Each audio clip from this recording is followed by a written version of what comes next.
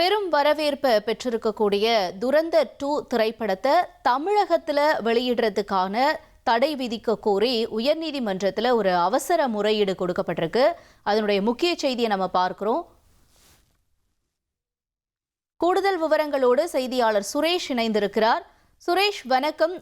இந்த அவசர முறையீடுல என்ன காரணம் சொல்லப்பட்டிருக்கு? யார் இந்த முறையீடை செஞ்சிருக்காங்க? மேலும் விவரங்கள் என்ன சுரேஷ்? வணக்கம். பாலிவுட்டினுடைய பிரபல ஹீரோ ரன்வீர் சிங் நடிப்பில் வெளியாக இருக்கக்கூடிய துரந்தர் திரைப்படம் ஏற்கனவே கடந்த 19ஆம் தேதி திரைக்கு வந்திருக்கிறது.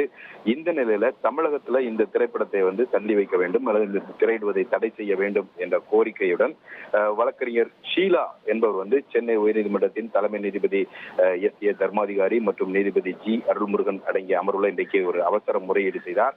அந்த முறையீட்டின் போது அவர் குறிப்பிட்டது என்னவென்றால், தேர்தல் நடத்தை விதிகள் அமலில் இருக்கக்கூடிய சூழல்ல அரசியல் தொடர்பான ஒரு சார்பான கருத்துக்கள் இடம்பெற்றிருக்கக்கூடிய துரந்தர் 2 திரைப்படத்தை தமிழக திரையரங்குகளில் வெளியிடக்கூடாது, அப்படி வெளியிடுவதை தடை செய்ய வேண்டும் என்ற ஒரு கோரிக்கையை அவர் முன்வைத்தார். இந்த கோரிக்கையை கேட்ட தலைமை நீதிபதி அமர்வு, படம் ஏற்கனவே வெளியாகிவிட்டது, தற்போது அதற்கு தடை விதிக்க வேண்டும் என்ற கோரிக்கையை முன்வைத்திருக்கிறீர்கள், ஆனால் இது சம்பந்தமாக மனுவாக தாக்கல் செய்த பிறகு நீதிமன்றத்தில் முறையீடு செய்யுங்கள் என்று அறிவுறுத்தி அவர்களை மனுவாக தாக்கல் செய்ய சொல்லி அறிவுறுத்தி இருக்கிறார்கள். உங்களுடைய தகவல்களுக்கு நன்றி சுரேஷ்.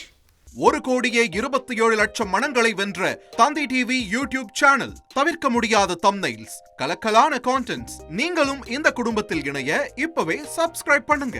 அசுரபலம் கொண்ட எங்கள் டிஜிட்டல் கரங்களில் உங்கள் விளம்பரங்களை சேர்க்க வாட்ஸ்அப் பண்ணுங்க. 8939888378. Email advttv@dttv.in.